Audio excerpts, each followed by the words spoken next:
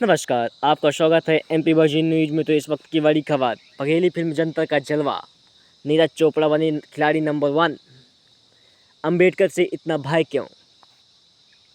कुश्ती खिलाड़ियों का कैंडल मार्च, 6 रैकेट में फंसे भारतीय जनता पार्टी के नेता, सीधी कलेक्टर का पटवारियों पर चला चाबुक। तो आइए जानते हैं खबरें विस्तार से। पहली खबर है बघेली फिल्म जनता को लेकर। दरअसल अब बघेलखंड के अलावा अब पूरे प्रदेश ही नहीं बल्कि देश में एक अलग पहचान बना रही है अपनी बघेली फिल्म। बुधिया के बाद एक और नई फिल्म आ चुकी है दोस्तों, जंतर फिल्म।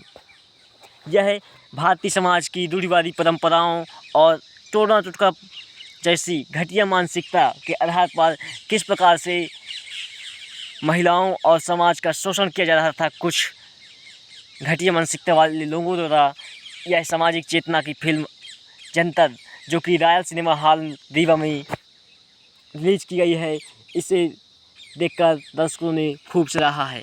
किस प्रकार से भारतीय समाज अतीत में किस प्रकार से भारतीय समाज में घटनाएं होती थी, टोना टोटका और रूढ़िवादी परंपराओं के नाम पर समाज को यह एक नया संदेश लेकर आई है बघेली फिल्म जंतर।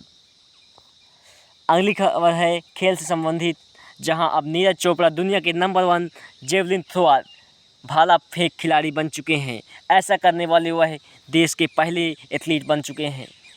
दरअसल 8 महीने से दुनिया के नंबर 2 पर थे जेवलिन थ्रोअर नीरज चोपड़ा, लेकिन अब वर्ल्ड चैंपियन ग्रेनाडा के एंडरसन पीटर्स को 22 अंकों से पछाड़कर नीरज चोपड़ा दुनिया के नंबर 1 जेवलिन थ्रोअर भाला फेंक खिलाड़ी बन चुके हैं। अगली खबर है दिल्ली विश्वविद्यालय से अंबेडकर। आप देख रहे हैं कि ये तस्वीर बाबा साहेब डॉक्टर भीमराव अंबेडकर की है। लगभग जब से बहुजन समाज पार्टी का निर्माण हुआ तब से ही अंबेडकर का नाम केवल बहुजन समाज पार्टी ही लेती आ रही थी, लेकिन पिछले कई दशकों से दलित वोट बैंक को अपनी ओर खींचने के लिए दलित विरोधी मानी जाने वाली कांग्रेस और भारतीय जनता पार्टी का झुकाव भी बहुजन महापुरुषों की ओर हुआ है। चाहे वह संत रविदास हो, महात्मा ज्योतिबा फूले हों, चाहे अंबेडकर हों, लेकिन आज भी मनुवादी सोच रखने वाले, घटिया मानसिकता वाले लोगों की कमी और अंबेडकर जैसे दिग्गज, विश्व के अर्थशास्त्री, सामाजिक योद्धा और भारतीय महिलाओं के उद्धारक अंबेडकर को भी आज भी लोग घटिया मानसिकता की नज़र से देखते हैं। यह दुखद खबर है दिल्ली विश्वविद्यालय की, जहां स्थायी समिति ने स्नातक कार्यक्रम से BR अम्बेडकर के दर्शन पर इलेक्ट्रिक कोर्स को पाठ्यक्रम से हटाने का सुझाव दिया है, जिसका यूनिवर्सिटी के दर्शन शास्त्र विभाग ने कड़ा विरोध भी किया है। अंबेडकर जैसे दिग्गज, अंबेडकर केवल एक राजनीतिक ही नहीं बल्कि सामाजिक एक अर्थशास्त्री, जिन्हें दुनिया ने सिंबल ऑफ नॉलेज से नवाजा हो, उसके ज्ञान को, उसकी विचारधारा को दिल्ली यूनिवर्सिटी हटाना चाहती है। ये घटिया मानसिकता दिल्ली यूनिवर्सिटी की है। आखिर किस प्रकार से एक ओर तो अंबेडकर के नाम पर दलितों को रुझान देने के लिए मोदी जी हों या राहुल गांधी हों, वोट मांगने के लिए दौड़े चले जाते हैं, लेकिन जिस प्रकार से दिल्ली यूनिवर्सिटी ने सुझाव दिया है, ये बेहद ही दुखद है। अगली खबर है मध्य प्रदेश के भोपाल से। प्रदेश में भारतीय जनता पार्टी की 18 साल से सरकार है। व्यापम घोटाला हो, चाहे पैसा घोटाला हो, स्कॉलरशिप घोटाला हो, उसके बाद अब यूनिफॉर्म घोटाला सामने आ चुका है, लेकिन मीडिया चुप बैठी है। कुछ जो छोटे छोटे समाचार पत्र हैं वही केवल छाप रहे हैं, लेकिन मेन स्ट्रीम की मीडिया अब मौन है। नवंबर में चुनाव है मध्य प्रदेश में विधानसभा के। 45 लाख बच्चों को घटिया ड्रेस देकर अफसर और ठेकेदारों ने कमाए 90 करोड़। 45 दिन में हथकरघा बुनकर संघ से करनी थी कपड़े की खरीदी, लेकिन 100 इस प्रकार से घटिया। अब खबर विस्तार से दिखाते हैं आपको। स्कूलों में बच्चों को घटिया ड्रेस दिए जाने का मामला सामने आया है। सरकार ने ड्रेस के लिए कपड़ा खरीदकर इसे महिला समूहों से सिलवाकर वितरित करने का निर्देश दिए थे। एक ड्रेस के लिए 220 रुपये और सिलाई के 70 रुपये अर्थात 290 रुपये में एक ड्रेस तैयार करनी थी।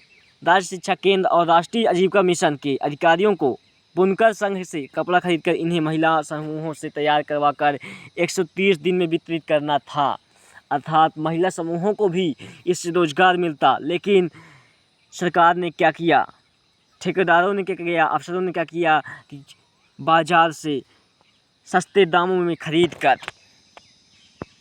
बच्चों को ड्रेस वितरण किए हैं। 270 करोड़ रुपए से बटनी थी ड्रेस। बच्चों को नए सत्र में ड्रेस देने के लिए 17 नवंबर 2022 को निर्देश दिए गए थे कि 270 करोड़ रुपए भी जारी किए गए। महिला समूहों में से 70 रुपये प्रति ड्रेस सिलवानी थी, लेकिन ऐसा कुछ नहीं हुआ। ड्रेस खरीदारी की प्रक्रिया फरवरी-मार्च में शुरू हुई। समूहों के खातों में पैसे डाले गए और प्रक्रिया का पालन किए बिना रेडीमेड ड्रेस खरीद ली गई।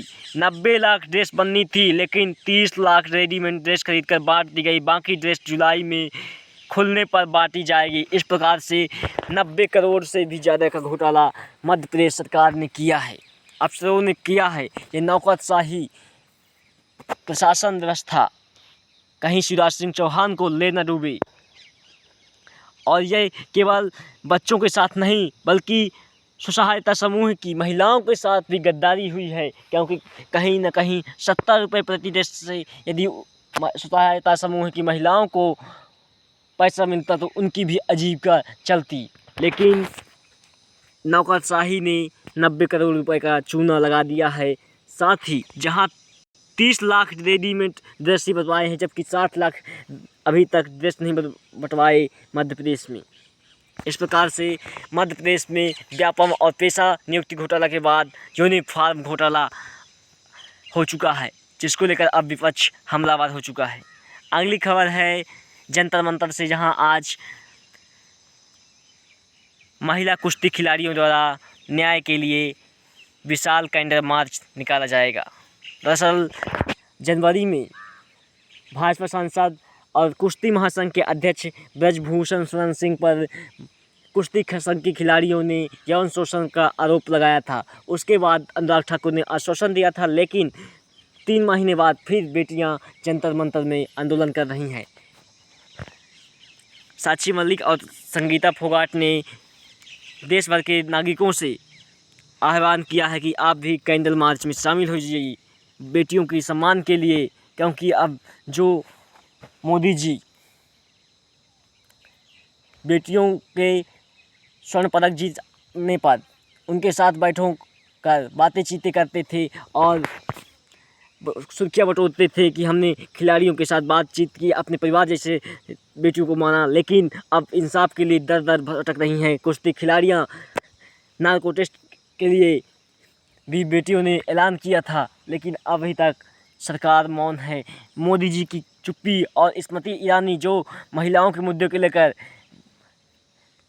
राजनीतिक रोटियां सेकती हैं, वो भी अभी मौन है। अगली खबर है शहडोल से, जहां भारतीय जनता पार्टी के नेता सेक्स रैकेट में पकड़े गए हैं। दरअसल 16 मई को शहडोल पुलिस ने स्पा सेंटरों में दबिश दी, जिसमें से दर्जनों लड़की और लड़के आपत्तिजनक हालत में पाए गए। इसी कड़ी में बीजेपी नेता आकाश तिवारी पुत्र विष्णु तिवारी निवासी पुरानी बस्ती अनूपनगर और राजेश गौतम बस्ती रोड अनूपपुर को भी पुलिस ने पकड़ा है। इन सभी के खिलाफ आईपीसी की धारा 370 भादवी 3456 अनैतिक व्यापार निवारण अधिनियम 1956 की धारा के तहत मामला दर्ज कर माननीय न्यायालय में पेश किया गया, जहां इन्हें जेल भेजा दिया गया है। देख सकते हैं आप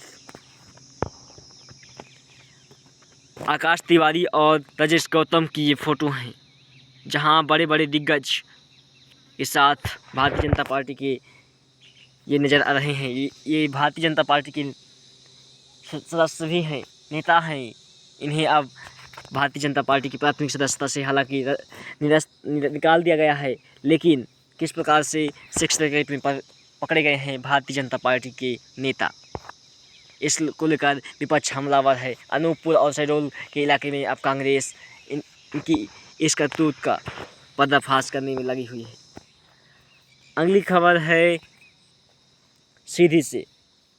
दरअसल मध्य प्रदेश में भूस्वामियों को राहत पहुंचाने के उद्देश्य से सीमांकन महाअभियान पूरे प्रदेश भर में चुनाव से पहले शिवराज सिंह चौहान चला रहे हैं।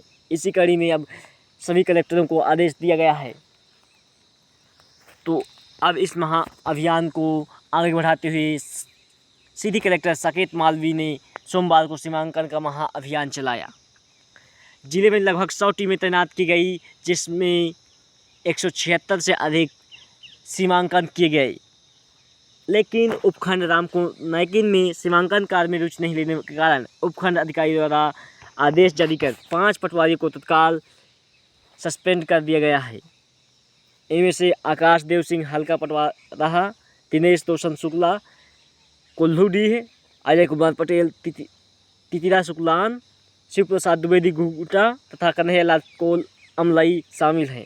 वहीं लाल बहादुर सिंह नौहरिया, जितेंद्र प्रसाद द्विवेदी धुआंडोल, पुष्पराज सिंह भूमका, अजय कुमार वर्मा देवई तथा राजनारायण सिंह जमुआ नंबर 2 को कलेक्टर ने सस्पेंड कर दिया है। इन पर कलेक्टर साकेत मालवी जी का चाबुक चला है। इन्होंने सीमांकन प्रक्रिया में कोई रुचि नहीं दिखाई थी। धन्यवाद दोस्तों। हमारे चैनल MP बहुजन न्यूज़ को लाइक, शेयर और सब्सक्राइब अवश्य करें।